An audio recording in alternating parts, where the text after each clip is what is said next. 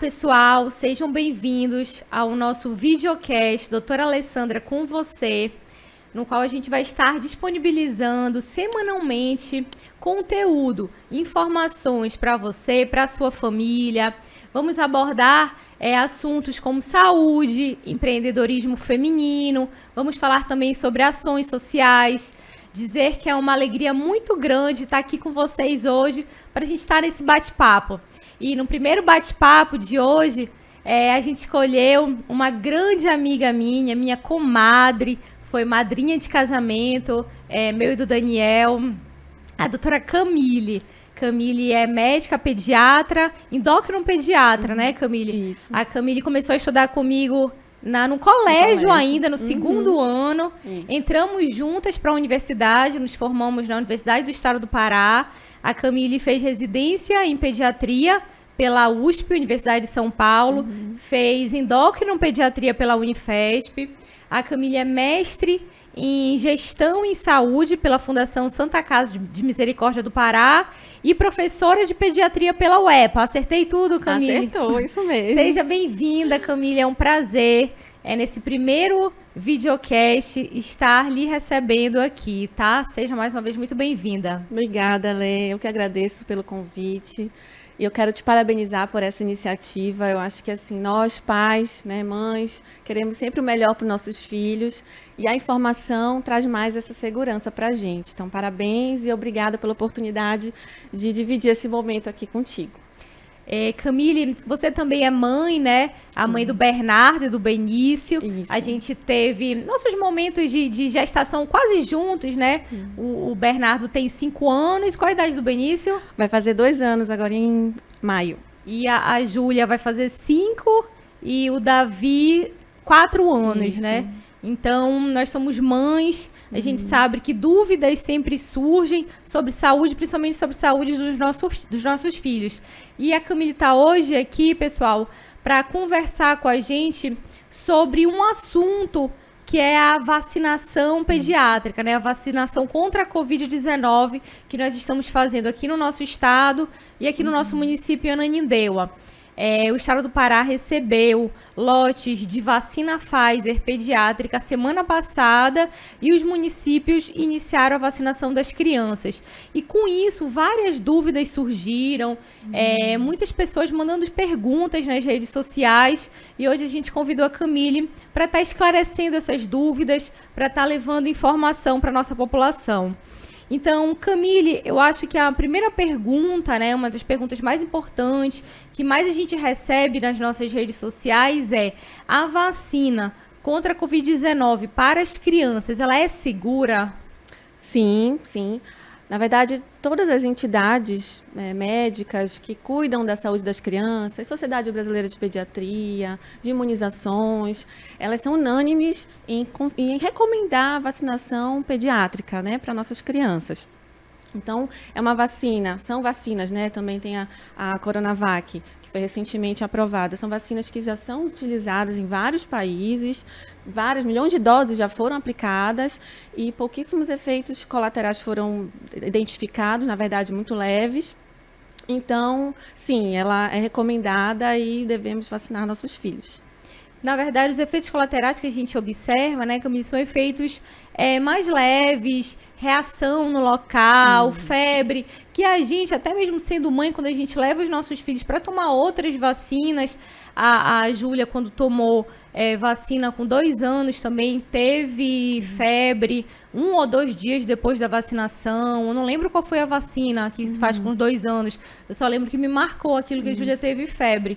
Então, uma reação grave não foi descrita, né? Não, exatamente, Alessandra. Assim, todas as vacinas, qualquer vacina que já está disponível no Programa Nacional de Imunização, pode trazer algum efeito colateral, mas em sua maioria são leves, né? Então é exatamente isso que você colocou: febre, uma dor no local da vacina, uma vermelhidão, pode dar um mal-estar, uma dor no corpo, mas assim, são esses os efeitos que foram descritos, então, como qualquer outra vacina, pode acontecer.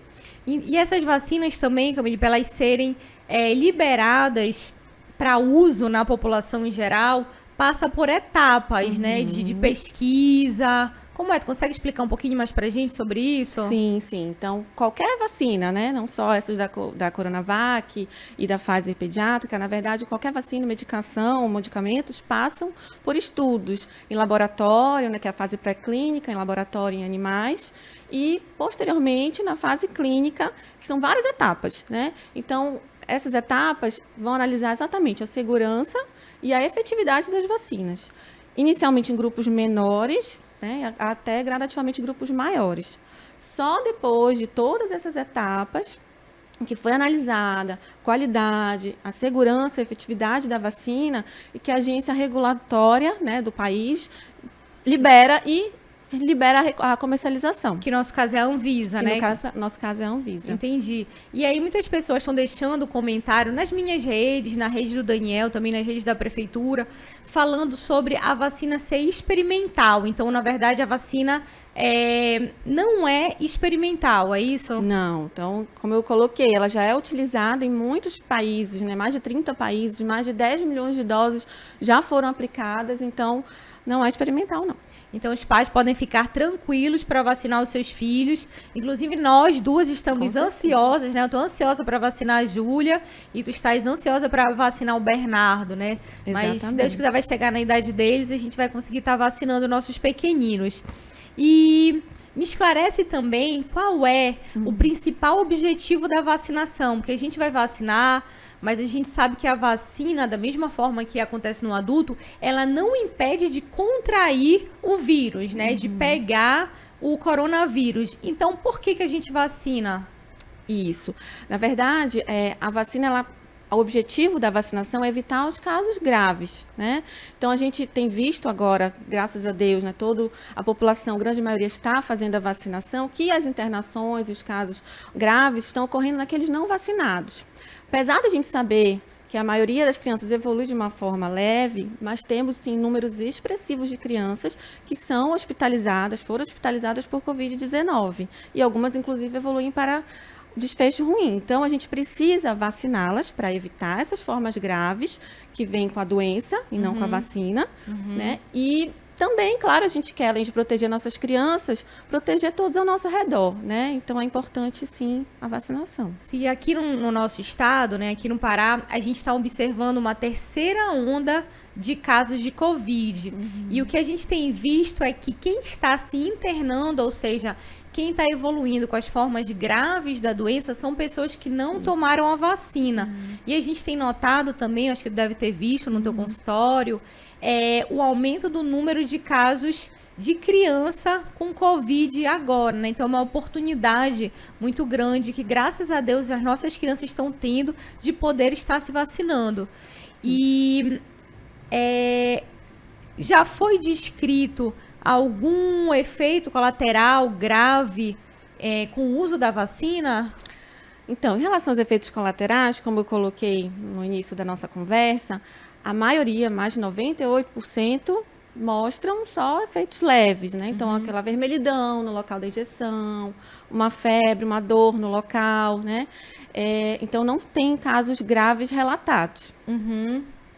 E, assim, a gente está usando a Coronavac, né, que foi aprovada mais recente. A Coronavac é indicada para as crianças acima de 6 anos, né, de 6 a 11 anos. E a Pfizer pediátrica é indicada para crianças de 5 a 11 anos.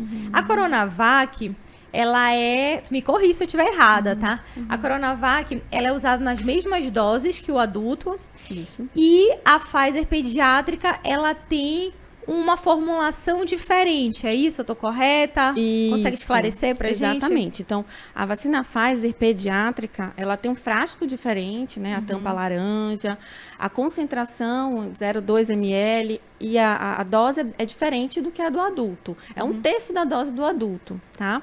Já a Coronavac é a mesma dose do adulto.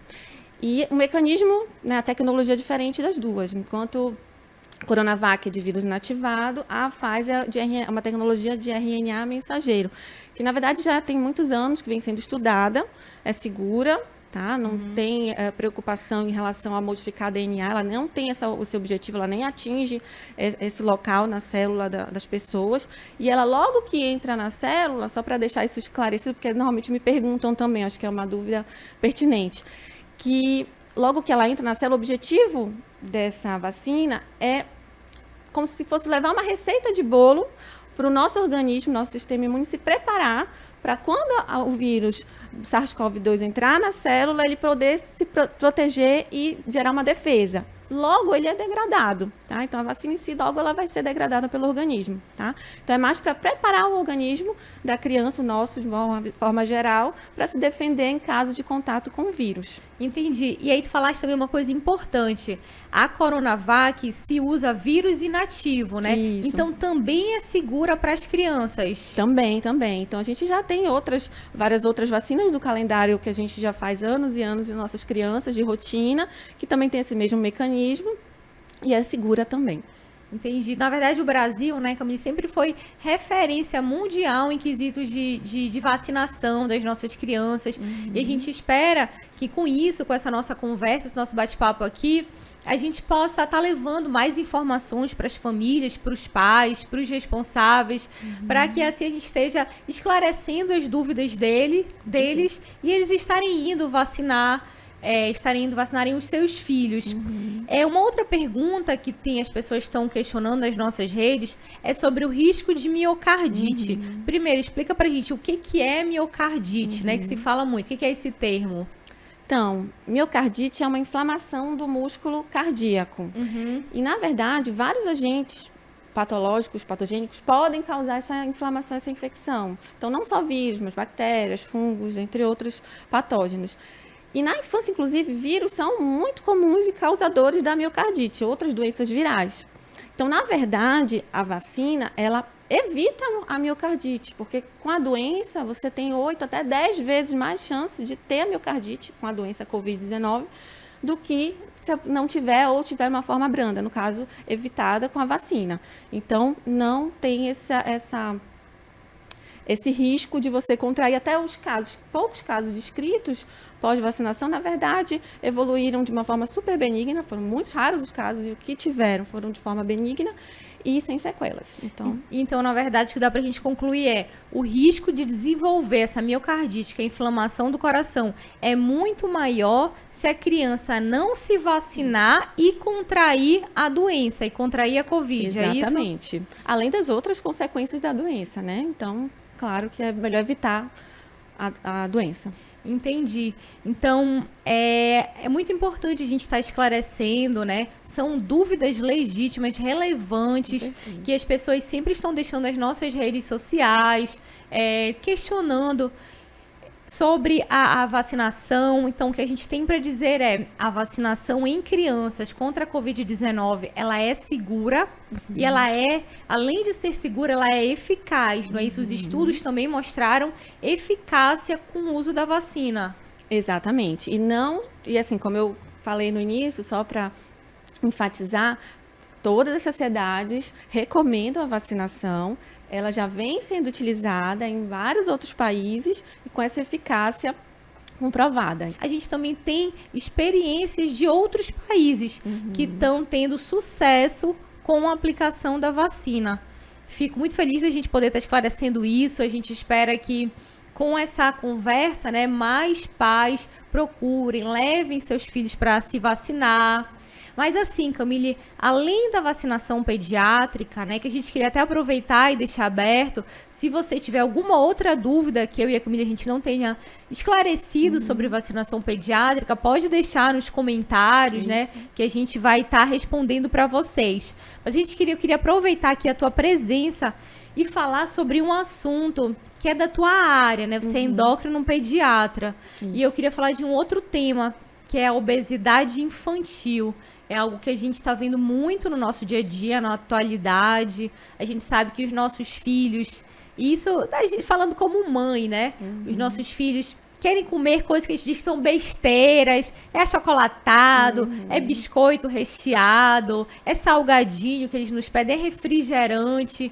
E com isso, o número de crianças obesas no mundo, no nosso estado, no país, no mundo, aumentou, né? Isso. Então, eu queria que tu começasse falando um pouquinho pra gente sobre obesidade infantil. Primeiro, o que que é, né? Quando é que a gente considera que a criança é obesa? Isso. Exatamente, Alessandra. Esse também é um tema que vale muito a gente discutir, né? A obesidade infantil já é muito prevalente, não só no Brasil como no mundo. E a gente precisa, sim, tomar algumas atitudes. Por quê? Porque a obesidade ela é considerada uma doença crônica.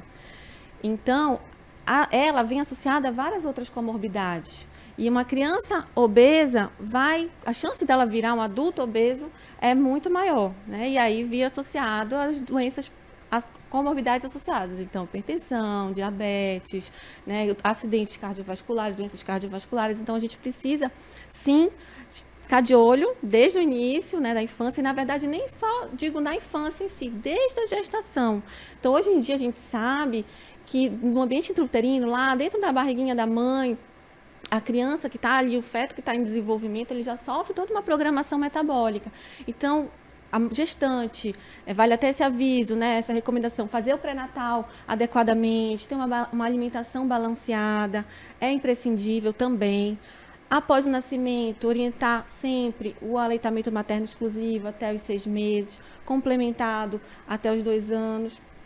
E a rotina pediátrica das consultas de rotina mesmo, né? Então, sempre levar o pediatra para que a gente possa também tentar identificar precocemente os fatores de risco que possam levar essa criança até a obesidade.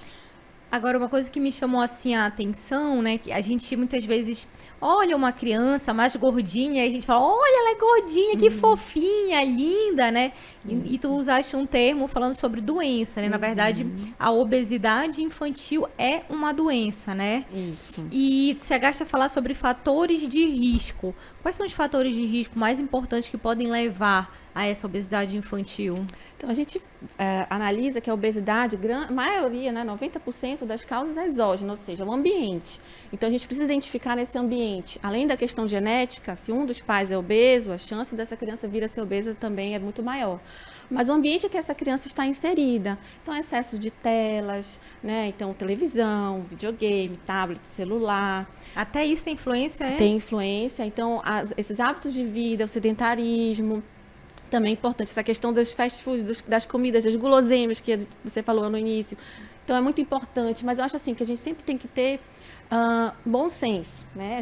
Nós estamos lidando com crianças, a gente também não pode privá-lo de certos alimentos, mas devemos ter o bom senso, o equilíbrio entre alimentos saudáveis e esses hábitos de vida também saudáveis. Eu acho que isso é mais importante também. Sim, assim, no adulto, né, a gente considera a obesidade, a gente considera um índice de massa corporal na criança, que é o IMC. Isso. Na criança também, como é o cálculo? Também. A gente, nas consultas, além de avaliar esses fatores de risco, a gente faz as medidas antropométricas, então a gente pesa, mede a criança, examina, né, procurando aquelas comorbidades que eu falei. E aí a gente analisa com base em gráficos de crescimento, que são propostos pela Organização Mundial de Saúde, que nada mais são do que uma ferramenta que nós temos para comparar aquelas crianças em relação a as outras crianças da mesma idade e sexo. E a partir daí a gente vai ter um padrão de referência de crescimento. Então, com base no IMC, a gente analisa em que pontinho do gráfico ela se encontra, tá? Então, dependendo da idade, até 5 anos, a partir de mais ela tem um risco de ter sobrepeso, isso a gente analisa no gráfico. Entendi. E cada ponto no gráfico vai dar para a gente uma classificação, risco de sobrepeso, obesidade, até obesidade grave. Entendi. Então, é sempre importante também estar levando essa criança para um acompanhamento com um médico pediatra, né? Com certeza. E falando um pouquinho para a gente também sobre os cuidados que se deve ter. Tu começou a citar alguns. Quais são os principais cuidados que os pais, que nós, né, mães, pais, devemos ter na criação dos nossos filhos para que eles não venham a adquirir a obesidade, né? Olha, acho que o primeiro ponto fundamental que eu sempre gosto de conversar com os pais nas minhas consultas é que nós somos os espelhos, né? Então, assim, não adianta eu dizer para o meu filho que ele tem que fazer determinadas situações, né? Então, sair um pouquinho da televisão, fazer uma atividade física, comer saudável, comer a salada, verdura, legumes. Se eu estou aqui do lado fazendo totalmente o oposto, né? Comendo o que não deve, eu falo para ele que não pode comer, mas eu estou lá comendo. Aconteceu até algo engraçado comigo que eu vou colocar aqui, que eu sempre também, quando eu falo sobre obesidade com meus alunos, eu gosto de falar porque acontece mesmo. Então, eu almoçando com o Bernardo, claro, né, eu faço aquele prato bonito de salada, ele ainda reclama, mas eu tento falar para ele comer, coloco no pratinho dele, isso também é importante. Por mais que a criança rejeite, porque eu tenho uma idade que ela começa a ser seletiva, coloque no prato, ele tem que ver, ele tem que ter esse hábito de estar lá. Não é porque ele não comeu, eu vou desistir e não colocar mais. Não, em algum momento ele vai provar e vai comer. Só que eu estava com um copinho de refrigerante, né, que eu adoro, um zero, né, aquele que eu gosto muito, infelizmente, é um hábito que eu estou tentando melhorar. E aí ele virou para mim e falou assim: mamãe, você diz que eu tenho que comer bem, mas você está tomando refrigerante, isso faz mal. Eles observam tudo, né, Camille? Observou tudo. Nesse momento, Alessandra, eu fiquei pálida, eu falei: verdade, meu filho, você tem razão, mamãe nunca mais vai tomar, isso faz mal. E aí eu não tomo, tenho que não tomar, né, para exatamente dar o exemplo. Então, às vezes isso acontece, tá? Mas claro que a gente também tem que ter o bom senso, como eu coloquei. Não é porque eu quero que ele, claro, tenha a melhor saúde possível, eu vou evitar dele comer aquela comidinha que ele gosta. Uma vez ou outra, a gente também precisa entender que não vai fazer mal. O excesso e esse desequilíbrio que sim pode fazer mal. Entendi. Agora, deixa eu fazer uma pergunta até pessoal. Lá em casa, eu falo assim para a Júlia e para o Davi: só vai ter sobremesa se raspar o prato. Aí o Daniel fala que eu tô errada, que eu tô incentivando eles a comerem muito. Eu falo: não, Daniel, mas eu só coloco o básico num prato, assim, um pouquinho, não exagero na quantidade. Aí o Daniel fala: não, Alessandro, tá forçando eles a comerem mais do que eles, tipo assim, já chegam na saciedade, mas mesmo assim eles têm que comer tudo para ganhar a sobremesa. Eu tô errada? Como é que eu devo fazer em relação a isso? O Daniel tem razão. Ah, não me diz isso. É verdade. Então, na verdade, a gente tem que também tentar respeitar a saciedade da criança. Claro que se tiver distratores, uma televisão, isso de você fazer um acordo, de dar a sobremesa depois, isso pode prejudicar esse momento. Então, o ideal é almoçar em família, conversando, aquele olho no olho, respeitar a saciedade da criança. Então, ela está satisfeita, eu não vou obrigá-la a comer mais. E também evitar esses acordos, assim, você come tudo e eu te dou o sorvete, eu te dou a sobremesa. Porque também vai condicionar a criança a fazer aquela refeição na vigência do acordo, do combinado depois, né? Então, sempre tentar evitar isso. Eu sei que é difícil, mas a gente tem que tentar evitar. Entendi. Aí, lá em casa, apesar da nossa correria, né, do dia a dia, eu e o Daniel, a gente tentar pelo menos uma refeição por dia, um de nós estar presente junto com eles. E como eu e ele, a gente tenta ser saudável, né? A gente sempre come salada no nosso almoço, no jantar. A gente tenta mostrar para eles que é importante estar comendo fruta, estar comendo verdura também, para mostrar isso que você falou. A gente sabe que eles são espelhos, né? Nós somos espelhos para eles, né? Então, a gente tenta no nosso dia a dia também estar mostrando isso. E, Camille, qual é o momento, né, de agir? Quando é que os pais têm que agir? Será que meu filho está acima do peso? Será que não? Qual é o momento certo de agir, de procurar um especialista?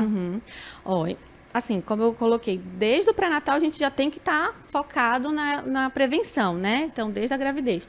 Mas em toda consulta de puericultura, o que seria a consulta de puericultura? A gente fala na pediatria, na medicina. São essas consultas de rotina, que exatamente visam a prevenção. Nesse momento, nós, como médicos e pediatras, vamos identificar aqueles fatores de riscos e intervir naquele momento. O ideal é esse, não só tratar quando já identifica a doença em si, evitar que aconteça. Então, a rotina pediátrica normal de consultas, né, ir com frequência, não só quando está com algum problema de saúde, ir para evitar o problema. Nesse momento, nós vamos examinar, vamos conversar, vamos tirar as dúvidas, e aí sim a gente vai evitar que chegue lá na obesidade, né? Porque a gente vai identificar, está no risco, já tem um sobrepeso, e a gente já vai tentar mecanismos para evitar que chegue na obesidade. Mas caso já chegue nesse momento, né, sempre a gente precisa fazer as orientações e a mudança do estilo de vida. Então, assim, infelizmente na pediatria, a nosso arsenal terapêutico ainda é um pouco limitado, né? No adulto já tem outras estratégias.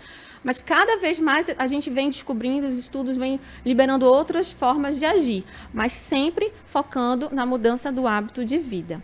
Tá? Mas a Que é criança faz importante. dieta? Vocês chamam de dieta? Como é? Não, na verdade é isso, é mudança do hábito de vida, é uma alimentação balanceada e saudável, né, direcionada para aquele momento. Então, a criança até 7 anos, nós não devemos obrigar que ela faça exercícios que vão dar um desgaste muito grande para ela. Na verdade, sim, ela tem que fazer exercícios, mas que sejam lúdicos, que ela possa brincar, correr, um esporte, um lazer, né? Então, a gente tem que sempre buscar adaptar também isso à rotina da família. Então, o que é possível essa criança fazer inserida nesse ambiente que ela se encontra? Será que também os pais podem participar disso? Porque também não adianta eu focar só na criança, eu preciso focar na família como um todo. Sim, que às vezes os pais, por exemplo, são sedentários e querem que o filho pratique alguma atividade, né? Então... Perfeito. Então, às vezes eu até oriento, será que não dá para vocês fazerem juntos alguma atividade no momento que seria de vocês? Então, já ajuda a família toda. Sim, sim. Camille, mais uma vez, muito obrigada, tá? Para a gente terminar aqui, eu queria que as pessoas que estão nos ouvindo conhecessem um pouco mais de você. Sei que é mulher, é mãe, é médica, é pediatra, endócrino pediatra. Você que é minha comadre. Queria que a gente fizesse aqui um bate-bola, tá? Eu vou fazer algumas perguntas para você e aí você me responde, tá? Vamos lá. Um livro. Um livro que eu li na infância, o primeiro livro, Poliana. Uma série. Umas que eu vi recentemente, Emily em Paris. Ah, eu assisti essa também. É engraçada. Um costume. Costume, almoçar os domingos com meus pais, meus irmãos. Um sonho. Um sonho. Bem, esse o Léo vai brigar comigo. Eu queria ter mais um filho, uma menina para completar o trio, mas não, só vai ficar só pro sonho mesmo. Olha, muito obrigada, tá? Mais uma vez tu ter vindo aqui com a gente. É um prazer para mim estar fazendo meu primeiro videocast contigo. Sabe da nossa amizade, sabe do carinho que eu tenho por você. E eu fico muito feliz e muito orgulhosa de ver essa pessoa maravilhosa, essa mulher guerreira que você se tornou.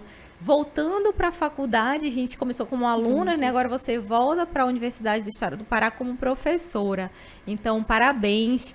Que Deus continue iluminando o teu caminho, do Leonardo, do Bernardo e do Benício, tá? Muito obrigada por você ter vindo aqui com a gente, estar esclarecendo aqui todas essas dúvidas que têm surgido nas nossas redes. Eu que te agradeço, Ale. Obrigada pela amizade. Sabe que sempre estou à disposição, pode contar comigo, porque deve Obrigada mesmo. Sempre que precisar, só me chamar que eu estou à disposição. Quando eu mandei mensagem para a Camille falou assim, mas Ale, eu nunca fiz isso. Eu falei, Camille, nem eu, por isso que eu tô te convidando. Porque a gente vai ter essa experiência, vai ser nova para nós duas. Sim. A gente entrou na faculdade juntos, né? Eu era de uma turma, tu era de outra. A gente fez a maior confusão, porque a gente queria ser da mesma sala. E agora essa primeira gravação com você.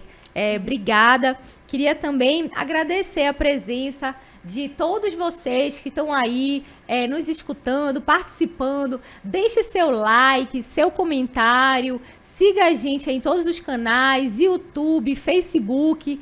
Que semana que vem a gente vai estar voltando aqui com vocês, trazendo mais e mais informações para estar esclarecendo suas dúvidas. Se você também tiver algum assunto que você queira que a gente trate, pode deixar lá nos comentários alguma sugestão de assunto que você acha importante para a gente estar trazendo aqui no nosso bate-papo. Muito obrigada, pessoal. Valeu!